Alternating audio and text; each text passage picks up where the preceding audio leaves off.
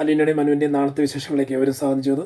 ഈ ചാനൽ ആദ്യമായിട്ട് കാണുന്ന ആളുണ്ടെങ്കിൽ ലൈക്ക് ചെയ്ത് സബ്സ്ക്രൈബ് ചെയ്ത് കാണാൻ വേണ്ടി ഒരു കൂടി ഓർമ്മിച്ചുകൊണ്ട് വീഡിയോയിലേക്ക് കിടക്കാം. അങ്ങനെ നമ്മുടെ ശിവശങ്കരൻ വന്ന് അലീനയോട് സംസാരിക്കുകയാണ്. അലീന ഇന്നപോലെ ഞാൻ എൻ്റെ മകനെ കാണാൻ പോയിരുന്നു, ഹരിയെ കാണാൻ പോയിരുന്നു.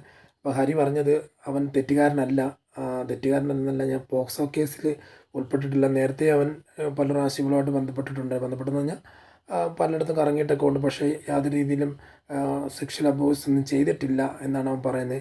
അപ്പോൾ അങ്ങനെ ഒരു നോക്കുകയാണെന്നുണ്ടെങ്കിൽ അവൻ തെറ്റുകാരനല്ലെന്ന് എനിക്ക് തോന്നുന്നത്. അപ്പം നീ ശരണയോട് സംസാരിച്ചിട്ട് അതുവഴി അവനൊന്ന് റെക്കമെൻഡ് ചെയ്ത് അവനൊന്ന് ഇറക്കാൻ പറ്റുമോ എന്ന് ചോദിക്കുമ്പോഴാണ് അങ്കിൾ എന്ത് ഈ പറയുന്നത്. കാരണം ഞാൻ ഒരിക്കലും അത് ചെയ്യത്തില്ല. കാരണം ഹരി എങ്ങനെയാണ് എൻ്റെ അടുത്ത് നിന്നതെന്ന് എനിക്ക് നന്നായിട്ടറിയാം. ഹരി തെറ്റുകാരനെന്ന് അങ്കിള് പറഞ്ഞ് ഞാൻ സമ്മതിക്കത്തില്ല.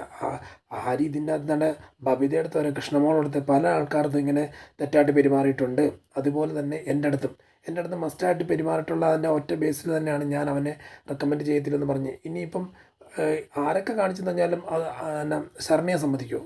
കാരണം ശരണയുടെ അടുത്ത് അവൾക്ക് ഏർപ്പെട്ട അങ്ങനെയാണെങ്കിൽ അവൾ ചുമ്മാ ഒരു കേസ് കൊടുത്തതുപോലെ ആകുമല്ലോ.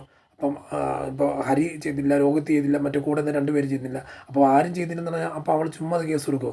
നിങ്ങളുടെ മോൻ ഹരി ചെയ്തിട്ടുണ്ട്. ഹരി ചെയ്യുമെന്ന് പറഞ്ഞാൽ ഹരി എൻ്റെ അടുത്ത് നല്ല തെറ്റായിട്ട് പെരുമാറിയിട്ട് പലയിടത്തും തെറ്റായിട്ട് പെരുമാറുന്നത്. അതുകൊണ്ട് ഞാൻ ഒരിക്കലും നിങ്ങളുടെ മോനെ സപ്പോർട്ട് ചെയ്യത്തില്ല. മാത്രമല്ല എന്നെ അങ്ങനെ നെറിവോടെ നന്നായിട്ട് വളർത്തിയ ഒരു അനാഥാശ്രമത്തിൽ നിന്ന് ഞാൻ വരുന്നത്. അവിടെ പ്രജിത്താമ്മ എന്നോട് പറഞ്ഞേക്കുന്നത് തെറ്റായിട്ടുള്ള കാര്യത്തിന് വേണ്ടി നീ നിൽക്കുന്നുണ്ട്. ഞാനപ്പം ഹരിയെ ഞാൻ തെറ്റായിട്ട് ചിത്രീകരിച്ചതല്ല. കാരണം എന്നോട് ചെയ്തിട്ടുള്ള ആ തെറ്റ് അത് സത്യസത്യമായിട്ടുള്ള കാര്യം ആണെന്ന് ഓർത്ത് ഞാൻ അങ്കിളോട് പറയുന്നത്. അപ്പോൾ അതുകൊണ്ട് ഞാൻ ഹരിക്ക് സപ്പോർട്ട് നിൽക്കത്തില്ല. വേണമെന്നുണ്ടെങ്കിൽ അങ്കിള് അവർ അച്ഛനെ വിളിച്ചോ സംസാരിക്കുകയോ കാര്യങ്ങൾ, അല്ലെങ്കിൽ ആ ശരണയോട് സംസാരിക്കുകയോ കാര്യങ്ങളും ചെയ്യാം. അപ്പോൾ അതുവഴി വേണമെങ്കിൽ അവന് ജാമ്യത്തിൽ ഇറക്കുകയോ അല്ലെ കേസിൽ നിന്ന് രക്ഷപ്പെടുത്തുകയോ വേണമെങ്കിലും ചെയ്യാം എന്ന് പറയുമ്പോഴത്തേക്ക് പറയും, അല്ല മോളെ അങ്ങനെ അവനെ കണ്ടിട്ട് സഹിക്കുന്നില്ല, മാത്രമല്ല അവനങ്ങനെ തെറ്റുകാരനാണെന്ന് എനിക്ക് തോന്നുന്നില്ല എന്ന് പറയുന്നുണ്ട്. അങ്ങനെ ലോകം മുഴുവൻ നിങ്ങളെ കുറ്റപ്പെടുത്തുകയല്ല, നിങ്ങളുടെ മകൻ ചെയ്ത കാര്യത്തെക്കുറിച്ച് മാത്രമേ കുറ്റപ്പെടുത്തുന്നുള്ളൂ. അങ്കിളേതാ മനുവേട്ടനേതാ അല്ല കമലാൻറ്റി എന്നൊക്കെ എനിക്കറിയാം. പക്ഷേ ഹരിയുടെ സ്വഭാവം ഭയങ്കരമായിട്ട് മോശമാണ്. അപ്പോൾ അതുകൊണ്ട് ഞാൻ അതിന് സപ്പോർട്ട് ചെയ്യുന്നില്ല. അതുകൊണ്ട് എന്നെ നിന്ന് വിട്ടുപിടിക്കുക, ഞാൻ ഇനി ഈ കാര്യത്തിൽ എൻ്റെ അടുത്ത് സംസാരിക്കേണ്ടെന്ന് പറയാണ്. ശരി മോളെ എന്ന് പറഞ്ഞ് ശിവശങ്കരൻ അവിടെ നിന്ന് ഇറങ്ങണം. അപ്പം ശിവശങ്കരനാണെന്നുണ്ടെങ്കിൽ എല്ലായിടത്തും പെട്ട് നിൽക്കുക. ഒന്നാമത് മകൻ ഒന്നത്, പിന്നെ അടുത്ത് തന്നെ കാണാൻ പോകുന്ന വൈജിയുടെ മുറിയിലേക്ക് പോകണം. അപ്പം വൈജിയുടെ ചെല്ലുക, അന്നത് ചേർത്താനും കടലിൽ നടക്കുന്നുള്ളൊരവസ്ഥയാണ്. അപ്പം നേരെ ചെന്ന് കഴിയുമ്പോൾ ഹരിയോട് ചോദിക്കുന്നുണ്ട്, ഹരിയോട് വൈജയോട് ചോദിക്കുന്നുണ്ട്, വൈജ എന്താ നീ എന്നെ വിളിപ്പിച്ചേ, കാര്യം പറയാമെന്ന് പറയുമ്പോഴത്തേക്ക് പറയാം, ഞാനൊരു തീരുമാനം എടുത്തിട്ടുണ്ട്, ഞാൻ അലീനയോട് സംസാരിച്ചിട്ടുണ്ട്. അലീന 3 ദിവസത്തിനുള്ളിൽ അല്ല 2 ആഴ്ചത്തേക്കുള്ളിൽ ഇവിടെ നിന്ന് വിട്ടു പോകാമെന്നാണ് പറഞ്ഞേക്കുന്നത്. അവൾ 2 ആഴ്ചക്കുള്ളിൽ വിട്ടു പോയില്ല. ഞാൻ അവളെ ഇറക്കി വിടാനൊന്നും പോകുന്നില്ല. പക്ഷേ എനിക്ക് വേറെ വീട്ടിൽ താമസിച്ചേ പറ്റൂ. ഞാൻ വേറെ വീട്ടിൽ പോകും. അതിന് ഗംഗേട്ടനല്ല ശിവേട്ടനല്ല ആര് പറഞ്ഞെന്ന് പറഞ്ഞാലും ഞാനതിനകത്ത് നിങ്ങൾ പറയുന്നത് കൈക്കൊള്ളത്തില്ല, നിങ്ങൾ പറഞ്ഞ് അംഗീകരിക്കത്തില്ല. ഞാൻ എൻ്റെ രീതിയിലുള്ള തീരുമാനം എടുത്ത് പോകും. അതുകൊണ്ട് നിങ്ങൾ നാളെ എൻ്റെ അടുത്ത് പിണങ്ങിയിട്ടോ യാതൊരു കാര്യമില്ല. അതുകൊണ്ട് ഇപ്പം വേണമെന്നുണ്ടെങ്കിൽ ഞാൻ പറയുന്നത് കേട്ടോടാം. പിന്നെ അതിൻ്റെ പുറകെ എന്തിനാ ഇറങ്ങി തിരിച്ചെന്നുള്ള രീതി ചോദിക്കുന്നു പറയുമ്പോഴത്തേക്ക് പറഞ്ഞാൽ, നിനക്ക് എന്തിനാ ഈ പിടിവാശി, നീ എന്തിനാ ഈ കാണിച്ചുകൊണ്ടിരിക്കുന്നത്? എടി നിൻ്റെ മക്കളെല്ലാവരും അവളുടെ കൂടെ നിൽക്കുന്നത്, ബാലചന്ദ്രൻ നിൻ്റെ കെട്ടിയവൻ അവളുടെ കൂടെ നിൽക്കുന്നത്. അപ്പോൾ അതിൻ്റെ അകത്ത് എന്തെങ്കിലും വാസ്തവം കൊണ്ട് നിനക്ക് മനസ്സിലാകത്തില്ലേ? കാരണം ഇപ്പോഴല്ല, പിന്നീട് ഒരിക്കലും അത് നിനക്ക് മനസ്സിലാകും എന്ന് പറയുമ്പോൾ നീ അത് ഖേദിക്കും. ആ സമയത്ത് നീ എന്നെ വിളിച്ചിട്ടോ ഗംഗാധരനെ വിളിച്ചിട്ടോ ഗംഗേട്ടനെ വിളിച്ചിട്ടോ അല്ലെങ്കിൽ നിൻ്റെ അനിയനെ വിളിച്ചിട്ടോ അല്ലെങ്കിൽ നിൻ്റെ മറ്റു ചേട്ടന്മാരെ ആരും വിളിച്ചെന്ന് പറഞ്ഞിട്ട് ഒന്നും കാര്യമില്ല. നിൻ്റെ ബാലചന്ദ്രൻ കെട്ടിയവനെ വിളിച്ചിട്ട് കാര്യമില്ല. പക്ഷേ ആ സമയത്ത് നിനക്ക് പിടിവിട്ട് പോകുന്നൊരവസ്ഥയായിരിക്കും നിൻ്റെ ആ ഒരു സിറ്റുവേഷൻ. അതുകൊണ്ട് ദയവ് ചെയ്ത് പറയുക, നിനക്കിപ്പോൾ ഈ പിടിവാശി അവളെ ഇവിടുന്ന് ഇറക്കി വിടണമെന്ന് പറയുന്നതിൻ്റെ പിടിവാശിയൊക്കെ കാരണം നീ അവളെ ഇറക്കി വിട്ടിട്ട് ഇവിടെ ഈ വീട്ടിൽ ജോലി ആര് ചെയ്യും? അതുപോലെ ജോലി ചെയ്യാൻ വേണ്ടി മാത്രമല്ല, അവളിപ്പോൾ എല്ലാവരും സഹായിച്ച് നിൽക്കുന്നുണ്ട്. നിൻ്റെ മകനെ ജയിലിൽ നിന്ന് ഇറക്കി, നിൻ്റെ മക്കളെ സ്കൂളിൽ വിട്ടു, പിന്നെ ഈ വീട്ടിലെ പണി മുഴുവൻ ചെയ്യുന്നു, നിൻ്റെ കെട്ടിയവനെ അത്യാവശ്യം നല്ല രീതിയിൽ നോക്കുന്നു.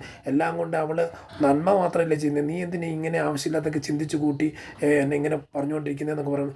എന്താണ് അവൾ ഈ ഉള്ള വീട്ടിൽ ഞാൻ താമസിക്കുന്നില്ല ശിവേട്ടൻ എന്ന് പറയുമ്പോഴത്തേക്ക് നീ എന്തെങ്കിലും കാണിച്ചു കൂട്ട്, ഞാൻ ഇനി പോകാം, ഞാൻ ഇനി ഒന്നും പറയുന്നില്ല എന്ന് പറഞ്ഞ് ഗംഗാധരൻ ഇറങ്ങി പോവാണ്. അടുത്ത കാണിക്കുന്ന പറഞ്ഞാൽ ഒരു ഡൈനിങ് ടേബിളിൻ്റെ ഫ്രണ്ടിൽ നമ്മുടെ ബബിത ഇരിക്കുകയാണ്. ബബിത ഇരിക്കുമ്പോഴത്തേക്കും സ്നാക്സും കാര്യങ്ങളും ചായയൊക്കെ ആയിട്ട് നമ്മുടെ അലീന വരുവാണ്. അലീന വന്നിട്ട് സ്നാക്സും കാര്യങ്ങളും കൊടുത്തിട്ട് പറഞ്ഞാൽ ബബിത മോളെ ഇത് കഴിക്കുമെന്ന് പറയുമ്പോഴത്തേക്ക് അങ്ങനെ നോക്കുന്നുണ്ട്, സ്നേഹത്തോടെ നോക്കുന്നുണ്ട്, ശരിയെന്ന് പറഞ്ഞാൽ അപ്പോഴത്തേക്ക് കൃഷ്ണമോൾ അവിടെ വന്നിട്ടുണ്ട്. കൃഷ്ണമോൾ ഒന്ന് ചോദിക്കും, ആഹാ കൊള്ളാലോ സ്നാക്സും കാര്യങ്ങളൊക്കെ, അപ്പോൾ എനിക്കില്ലേ ചേച്ചി എന്ന് പറയുമ്പോൾ, എടി നിനക്കുണ്ട്, നിനക്ക് അടുക്കള ഒരുപ്പെന്ന് പറഞ്ഞാൽ അതെന്നെ അയ്യോ ഭവിതേച്ചിക്ക് മാത്രം ഒരു പ്രത്യേക സ്നേഹം, എന്നോട് സ്നേഹം കാണിക്കുന്നില്ല, അപ്പോൾ എനിക്കെന്തിനാ എടുത്തുകൊണ്ട് തരാത്തെന്നൊക്കെ ചോദിക്കുമ്പോൾ നിനക്ക് എടുത്തുകൊണ്ട് തരാത്തല്ലോ, നീ അതെടുത്ത് കഴിച്ചോ കുഴപ്പമൊന്നുമില്ല. എന്നപ്പോൾ നീ ഇവിടെ ഇരിക്കുന്ന കണ്ടില്ല, ബബിത മോൾ ഇവിടെ ഇരിക്കുന്ന കണ്ടുകൊണ്ട് ഞാൻ മാത്രം അങ്ങനെ എടുത്തുകൊണ്ടുവന്ന്, അപ്പം ബബിതയോട് മാത്രമേ സ്നേഹമുള്ളൂ, ഭവിതേച്ചിയോട് മാത്രമേ സ്നേഹമുള്ളൂ. എടി നീ എൻ്റെ കുഞ്ഞിപ്പെങ്ങളല്ലേ, അപ്പം ഭവിത എൻ്റെ കുഞ്ഞിപ്പെങ്ങൾ തന്നെയാണ്, പക്ഷേ അവളിവിടെ ഇരിക്കുന്നത് കണ്ടുകൊണ്ട് മാത്രമാണ് ഞാൻ എടുത്തുകൊണ്ട് വന്നത്, വേറൊന്നും നീ തെറ്റിദ്ധരിക്കണ്ട എന്ന് പറയുന്നുണ്ട്. ശരി ശരി ശരി എന്തെങ്കിലും ആട്ടെ. ഇനിയിപ്പം ഞാൻ കുറേ ദിവസമായിട്ട് കാണുന്നുണ്ട് സ്നേഹക്കുറവൊക്കെ കാണുന്നുണ്ടെന്ന് പറയുമ്പോഴത്തേക്ക് സ്നേഹക്കുറവൊന്നുമില്ല, പണ്ടത്തെ പോലെ തന്നെ ഇപ്പോഴും നിൽക്കുന്നത്, നീ അതൊന്ന് മനസ്സിലാക്കിയാൽ മാത്രം മതി എന്നുള്ള രീതി പറയുന്നുണ്ട്. ശരി എന്നൊക്കെ പറഞ്ഞു. ഇപ്പോൾ അടുത്ത സീൻ കാണിക്കുന്ന നമ്മുടെ ശിവൻ നമ്മുടെ ശരണയുടെ വീട്ടിലേക്ക് ഫോൺ വിളിക്കുകയാണ്. ഫോൺ എടുക്കുന്നത് ശരണയുടെ അച്ഛനാണ്. എന്നിട്ട് പറയും, ഞാൻ ശിവശങ്കരനാണ്, നമ്മുടെ ഹരിയുടെ അച്ഛൻ.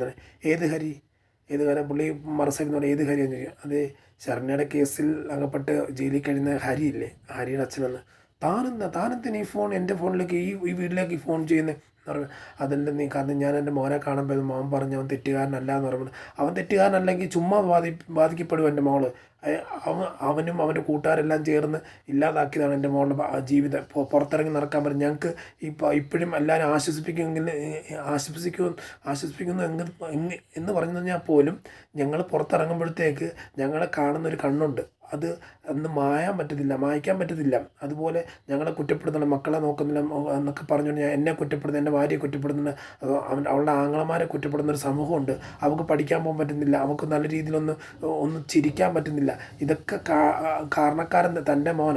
എന്നിട്ട് താൻ ഇങ്ങനെയൊക്കെ എന്തിനാ ഇപ്പം ഇങ്ങോട്ട് ഫോൺ വിളിച്ച് മര്യാദയ്ക്ക് ഇരുന്നോണം എന്ന് പറയുമ്പോഴത്തേക്കും താൻ ഈ ഫോൺ പാടില്ലെന്ന് പറയുമ്പോഴത്തേക്ക് പറയാം, ഇല്ല എങ്ങനെയും അവൻ തെറ്റുകാരനല്ലെന്ന് അറിയാം, ശരണയോടൊന്നും സംസാരിക്കട്ടോ, ആരോടും സംസാരിക്കട്ടോ, താനൊന്നും സംസാരിച്ചിട്ട് യാതൊരു കാര്യമില്ല.